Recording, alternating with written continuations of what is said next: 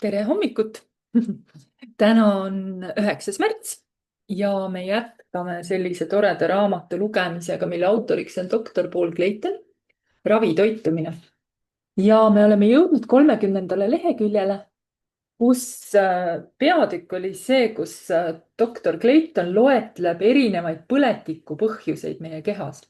5 võtmetegurit, mis siis meie kehas põletikku põhjustavad. Eelmises videos, kui sa tahad järgi vaadata, oli juttu esimesest 2 ja nüüd oleme jõudnud 3. põletikku tekitava tegurini. Ehk siis söögi valmistamise meetodid, mis tekitavad põletikku. Ja ingliskeelsed lühendid on siis aged ja aled. Kui valku sisaldavat toitu küpsetada ja töödelda kõrge temperatuuri juures, siis valgud seostuvad glükoosi ja teiste suhkrutega, mis toidus sisalduvad ja moodustavad ühendid, mida me nimetame ageks ehk edasi jõudnud või keeruliseks glükatsiooni lõpp-produktiks. Aga ma nimetan lihtsuse mõttes siis inglise keele järgi ageks ehk advanced glycation end product, age. Paljud toidud pruunistuvad kõrge temperatuuri juures ja see, kui toiduaine läheb pruuniks, on märk sellest, et moodustuvad need valkude ja suhkrute ühendid ehk aged. Ageühendid on väga põletikku tekitavad ja vananemist soodustavad. Hästi tuntud ageühendid sisaldavad näiteks akrüülamiidi, mis tekib, kui tärkliserikkad toidud küpsetada kõrge temperatuuri juures. Ja neid ühendeid leidub krõpsudes, friikartulites, röstsaias ja teistes pruunistatud toitudes. Teine oluline põletikku soodustav ühend, siin ta nimetabki ainult lühendit, on PIP, mida saame, kui küpsetame liha liiga kõrgel temperatuuril. Nii PIP kui akrüülamiid on klassifitseeritud inimeste jaoks vähki tekitavaks. Ageühendid võivad moodustuda ka meie kehas, kui meie keha glükoositase on kaua aega liiga pikk, nii nagu see juhtub diabeetikutel. Inimestel, kes ei ole suhkruhaiged, seonduvad glükoosimolekulid valkudega ensüümide abil, mis moodustuvad siis glükoproteiinid ja need on vajalikud normaalseks keha toimimiseks. Aga kui veresuhkru tase on liiga kõrge, siis võib glükoos seonduda valkudega kehas ka mitte ensümaatilisel viisil. Ja see tekitabki siis need ageühendid ja viib põletiku taseme tõusule. Ja see on ka üks seletusi, miks diabeetikutel, suhkruhaigetel on sageli kehas väga kõrge põletiku tase, kõrgenenud raskete haiguste risk ja kiirenenud vananemisprotsessid. Ageühendid stimuleerivad põletikku, aga see ei ole ainuke viis, kuidas nad vananemisprotsessi kiirendavad. Glükoosi sidumine valkudega tekitab erinevate valkude omavahelisi seoseid, sest glükoos seob siis suvalisi valke enda abil kokku. Ja need valgud, mis kokku seotakse, on juhuslikud ja toimivad siis düsfunktsionaalselt. Ja see näeb väljastpoolt vaadates välja nii, et nahk vananeb, kortsud tekivad, naha elastilisus väheneb. Sisemiselt keha sees tekitab see selliseid terviseprobleeme nagu kõrgvererõhu tõbi, mis asjad need on? See, kui tekivad klombid veres, mis asi see on? Trombioht just ja neerukahjustus. Meil ei tule ennast kaitsta mitte ainult ageühendite eest. Kui rasvasid ja õlisid kuumutatakse kõrge temperatuuri juurde, siis tekivad ka aled. Ale on siis advanced lipoxidation end product ehk siis keeruline rasvade oksüdatsiooni lõpp-produkt. See tundub, et kõlab natuke sõbralikumalt, aga aled on täpselt sama kahjulikud ja põletikku tekitavad nagu aged. Mida rohkem su kehas on age ja ale ühendeid, nad sisalduvad siis veres, seda suurem on tõestatult risk ja esinemissagedus mitmetel degeneratiivsetel haigustel. Toidud, mis sisaldavad nii age kui aleühendeid suurel määral. Esiteks, kõrgel temperatuuril küpsetatud toidud, mis on rasva ja valgurikkad. Näiteks friteeritud, kuumküpsetatud, grillitud, pruunistatud liha, kanaliha ja kala. Paljud margariinid. Friikartulid, krõpsud, praetud munad. Et muna küpsetamiseks parem viis on neid keeta või siis teha munaputru. Töödeldud toidud, mida toodetakse tööstuslikult, ehk siis neid küpsetatakse kiiresti ja seega kõrge temperatuuri juures. Nende hulgas on ka kiirkuivatatud, kuumutatud piim, mida kasutatakse beebitoitudes ja samamoodi ka kõrge rasvasisaldusega tooted nagu toorjuustud ja majonees. Suitsutatud ja vinnutatud toidud. Sellest nimekirjast näete, et enamus kiirtoitust sisaldab väga palju age ja aleühendeid ja selle tõttu on nad ka väga tugevalt põletikku tekitavad meie kehas. Seega on hea põhjus ise oma toitu kodus valmistada, teha seda aeglasemalt ja madalamate temperatuuride juures. Ja seda oma kokkamisoskusi on võimalik parandada ka siis erinevate toidu valmistamise tehnikate juurdeõppimisega. Et kui me mõtleme siis nende sama ageühendite peale, siis nende tootmine või tekkimine väheneb märkimisväärselt, kui me küpsetame ja valmistame toitu niiske kuumusega. Vähendame küpsetamise aega, küpsetame madalamal temperatuuril ja samamoodi saame me vältida ageühendite valmistumist, moodustumist, kui me lisame toidu sisse happelisi koostisosi, nagu näiteks sidrunimahla või natuke õunaäädikat. Hea uudis on muidugi see, et me ei pea nagu lõputult puritaanideks muutuma toidu juures. Meie eesmärk on tasakaal. Inimesed ja teised kõigesööjad armastavad rasvarikast, suhkrurikast toitu ja paljude jaoks oleks elu ilma juhusliku hamburgeri, koogitüki või friikartulita vähe rõõmupakkuv. Aga kui sa teadlikult tasakaalustad neid toite, põletikuvastaste toitude ja toitainetega oma menüüs, siis võid ka vahetevahel endale nii-öelda patustamist lubada, ilma et see sulle märkimisväärselt kahju teeks. Punkt 4. Põletiku riskitegurid. Ülekaal ja rasvumine. Rasvumine on üks suurimaid rahva tervise väljakutseid 21. sajandil. Ja seda peetakse enneaegse surma põhjuste reas teiseks, nii-öelda tähtsuselt teiseks põhjustajaks.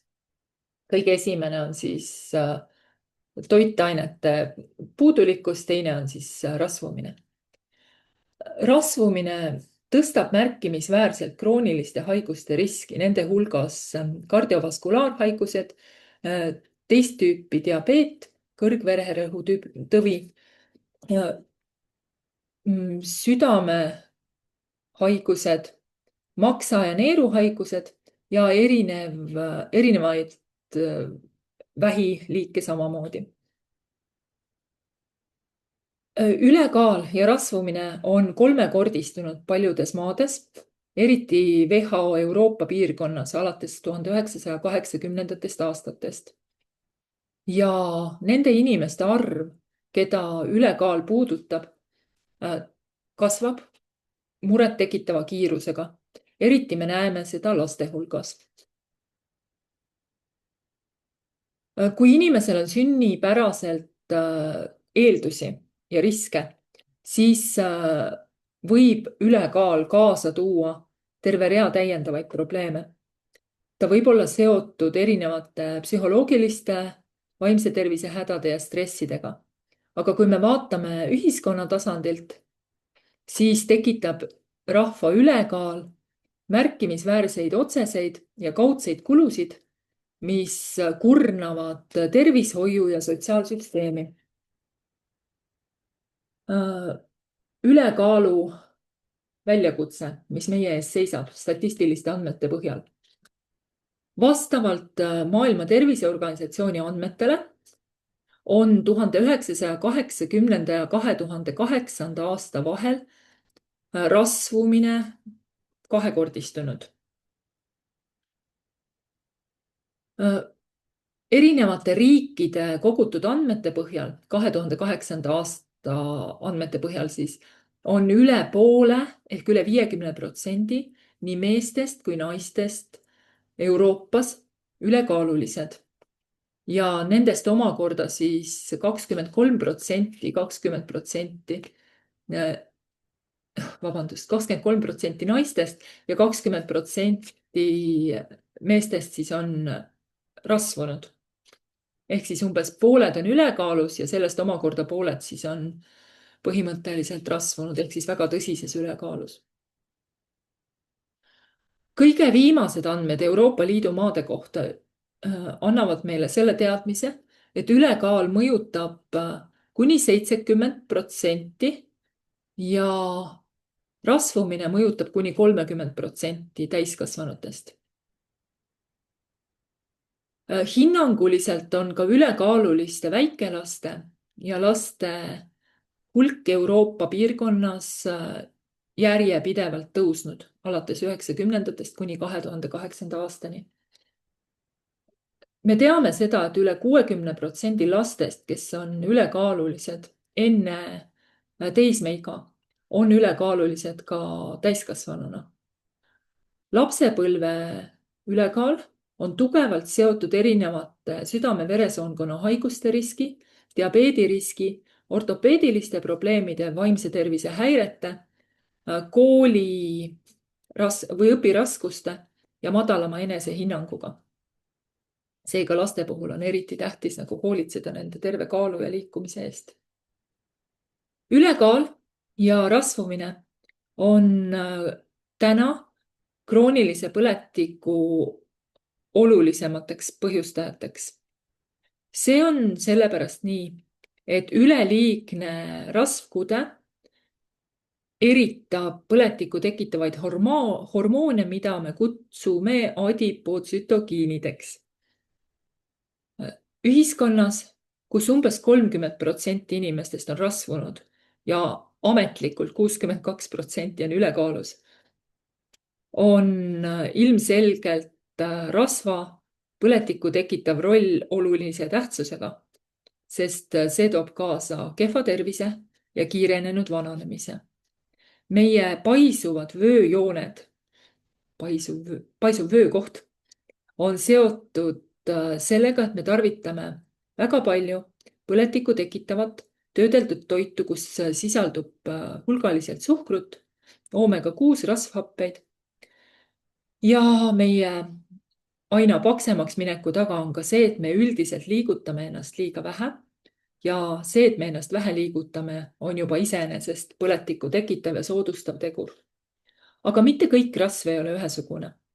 Kui sa tarvitad suurel hulgal taimseid toitaineid ehk fütonutriente nagu karotenoidid, ksantofüllid, lipofiilsed polüfenoolid, siis on sinu rasvkude ka kaitstud ega tooda põletikku tekitavaid hormoone.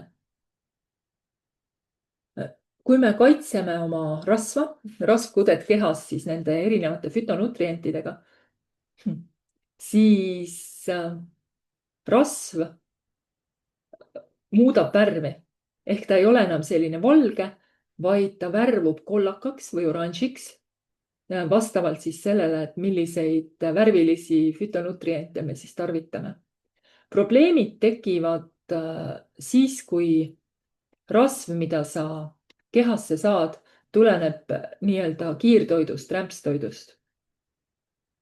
Need toitaine hõredad toidud ei sisalda reeglina piisavalt meie jaoks eluliselt tähtsaid taimseid toitaineid ehk fütonutriente ja jätavad keha rasva ka värvi poolest valgeks. Ja selline valge rasv meie kehas on meie jaoks ohtlik ja põletikku tekitav. Me teame, et enamus liigsest rasvast inimeste kehades tänapäeval on ikkagi põletikku tekitav ja krooniline põletik on väga kahjulik. Seega ei ole eriti üllatav, et ülekaalus olemine on suur riskitegur paljude tõsiste terviseprobleemide suhtes. Hea uudis on see, et kui me hakkame rakendama, et kui me hakkame sööma nii, et söök on põletiku vastane, siis see menüü on tegelikult ühtlasi ka kaalu kaotust soodustav. Nii, punkt 5. Põletikku tekitavad vabad radikaalid. Enamus inimesi on kuulnud, et vabad radikaalid võivad meie tervist kahjustada. Aga mis on siis vabad radikaalid? Vabad radikaalid on tibatillukesed osakesed, mis moodustuvad miljardite erinevate keemiliste protsesside tulemusena, mis toimuvad inimese kehas ja tegelikult on vajalikud selleks, et elu oleks võimalik. Me koosneme molekulidest, mis omakorda koosnevad aatomitest ja nii molekulidel kui aatomitel on elektronid, mis tiirlevad nende ümber. Elektronid on tavaliselt paaris, aga mingite konkreetsete keemiliste ja biofüüsikaliste reaktsioonide käigus võib mõni elektron oma paarilisest vabaneda. Järelejääv aatom või molekul muutub nüüd ebastabiilseks vabaks radikaaliks, sest tal on üks üksik elektron.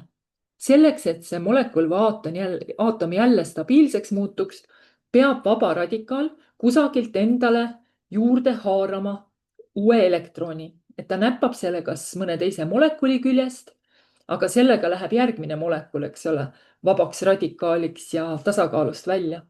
Ja nii võib tekkida ahelreaktsioon, kus molekulid hakkavad üksteiselt ära näppama elektrone ja mõnikord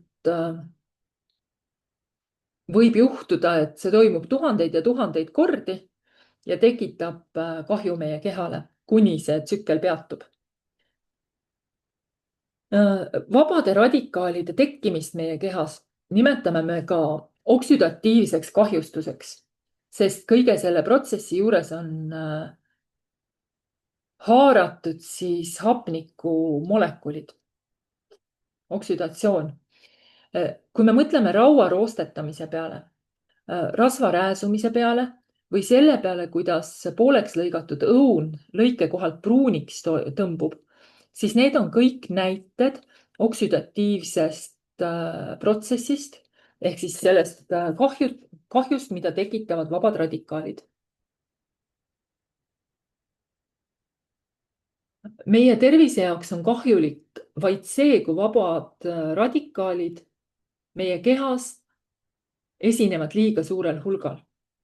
Mingil määral vabasid radikaale ja nende tegutsemist on normaalne ja see on ka vajalik ühe osana meie keha immuunvastusest patogeenidele nagu bakteritele või viirustele.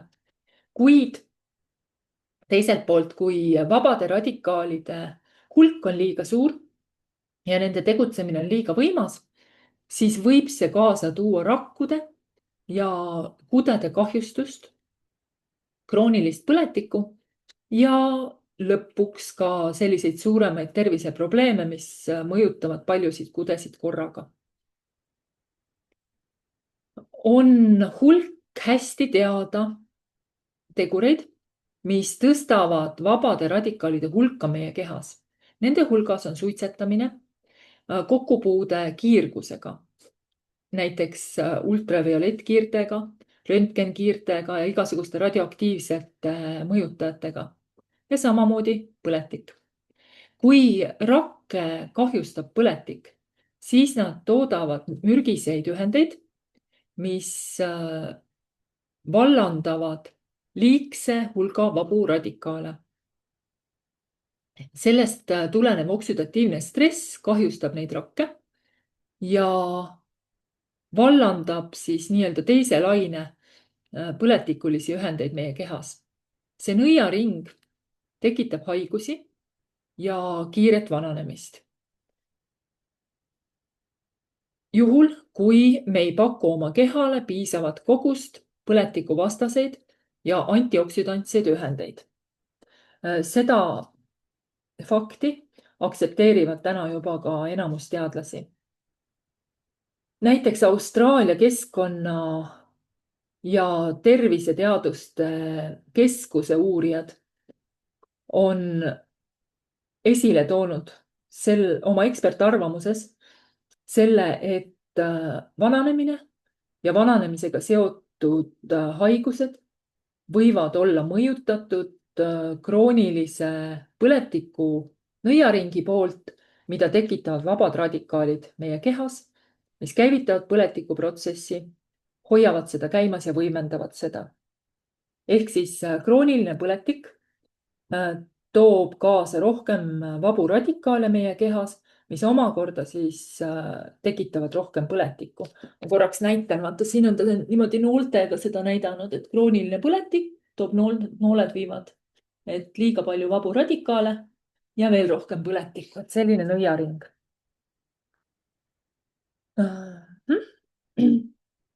Ja vabade radikaalide koormus meie kehale.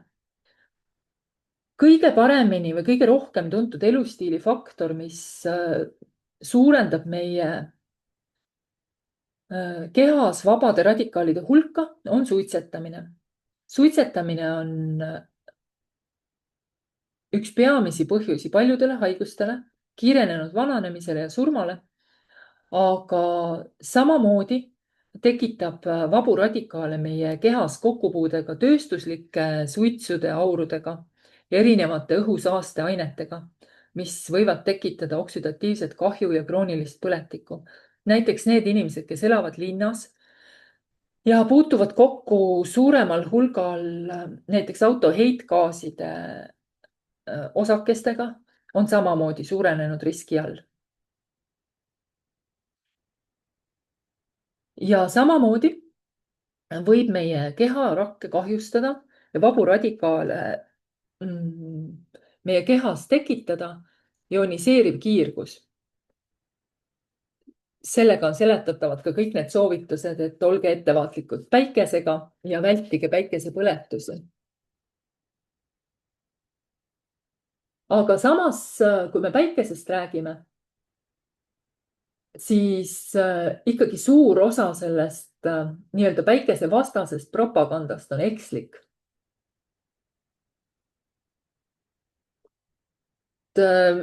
Ja selles mõttes, et see päikese eest hoiatamine on teataval määral mõistlik, aga me teame täna, et kõikvõimalikud nii-öelda terviseagentuuride ja valitsuste hoiatused, mis on teadusele tuginevad ja püüavad elanikkonna käitumist muuta, on vahel ka vastuolulised ja mõnikord hinnatakse ümber. Näiteks soovitus vältida kolesterooli on tagasi vaadates olnud katastroofiline. Ameerika teadlased, kes said rahastust suhkrutööstuse poolt, pakkusid siis kallutatud andmeid, millega nad näitasid, et kolesterool ja loomsed rasvad on põhjuseks, miks südamehaigused tekivad. Ja nende uurimustööde eesmärk oli ümber lükata ja hävitada professor John Yutkini, Briti teadlase karjäär, kes oli juba 1970-ndatel väga täpselt ja õigesti esile toonud suhkru kahjulikku mõju meie tervisele. Aga Ameerika suhkrutöösturid olid paremad avaliku arvamuse kujundajad ja kuni USA valitsuse nõuanded kindlustasid nendele hea müügitulu, siis tegelikult aitas see kaasa ka praegusele ülekaalu, diabeedi, vähi, dementsuse ja paljude erinevate keeruliste haiguste epideemia tekkele. Et soovitati süüa suhkurt ja magusaid tooteid ja vältida kolesterooli. Me teame, et menüü, kus sisaldub loomseid rasvu ja kust saab ka kolesterooli, ei ole iseenesest tingimata põletikku tekitav. Aga selline menüü, mis sisaldab väga palju suhkurt ja tärklist, on kindlasti põletikku tekitav ja meid kahjustab. Teise näitena soovitus vältida päikest tuli samamoodi siirast ja arusaadavast eksitusest. Et see ei olnud mingi vale, mis oleks mõeldud välja mõnda tööstusharu kaitsma, aga samamoodi on sellest nagu palju halba tõusnud. See teave, et me peaksime päikesevalgust vältima, tuli ühest kliinilisest eksperimendist Põhjamaades, kus osales suur hulk kelte. Sellel rahva hulgal on kahvatu nahk, sageli punakad juuksed ja on teada, et nad on ka väga tundlikud päikesepõletusele. Päikesepõletus oma olemuselt on nahapõletik. Ja nad on ka väga vastuvõtlikud nahavähile. Ja siis oletati, et selle põhjuseks on liigne kokkupuude päikesega. Ja sealt tuligi siis selline suur lumepall, mis veerema hakkas ja kujunesid välja päikese vältimise soovitused, mis on tänaseks päevaks nii laialt levinud ja kõigi poolt teada. Alles palju hiljem leidsid teadlased, et kõige ohtlikum nahavähiliik, melanoom, ei ole üldse seotud päikesevalgusega ja päikese kokkupuutega. Et alles hiljem tuli välja, et punasejuukselised keldid on üleüldiselt palju vastuvõtlikumad või palju sagedamini kannatavad nahavähi ja mitmete teiste haiguste käes, et see on neil geneetiline. Ja see soovitus, mida siis nii-öelda valitsusagentuurid levitanud on kaasa toonud selle, et miljonitel inimestel on vitamiin D tase kehas nii madal, et neil on hakanud suurenema südamehaiguste, vähi, autoimmuunhaiguste ja paljude teiste haiguste risk, sest nad lihtsalt ei viibi piisavalt päikese käes, sest nad kardavad päikest. Kui me sööme palju taimseid toite, siis me saame rikkalikult karotenoide ja polüfenoole, mis on mõlemad põletikuvastased ühendid. Need toitained jõuavad ka meie naha sisse ja kaitsevad meid päikesekahjustuste eest. Victoria ajastu maainimesed, kes tarvitasid suurel määral neid kaitsvaid taimseid toite, töötasid pikki tunde põllul, aga nende hulgas põhimõtteliselt ei esinenud nahavähki. Meie menüü, kus on palju töödeldud toitu ja rämpstoitu, on tohutult tühi nendest kaitsvatest toitainetest. See tekitabki olukorra, kus meie nahk on aldis põletikule ja paljudele erinevatele võimalikele kahjustustele. Kastike tubakafaktide kohta. Tubakas tapab umbes pooled oma kasutajatest. tubakas tapab umbes 6 miljonit inimest igal aastal. Rohkem kui 5 miljonit nendest surmadest on põhjustatud otsesest tubaka kasutamisest ja rohkem kui 600 000 surma on põhjustatud nii-öelda kaassuitsetamisest. Nojah, ühesõnaga, mul ei tule jälle see sõna meelde, aga see, et kui sa viibid samas ruumis suitsetajaga. Suitsetajatega samas ruumis viibimine, näiteks kui sa oled suitsu täis restoranis, kontoris, autos,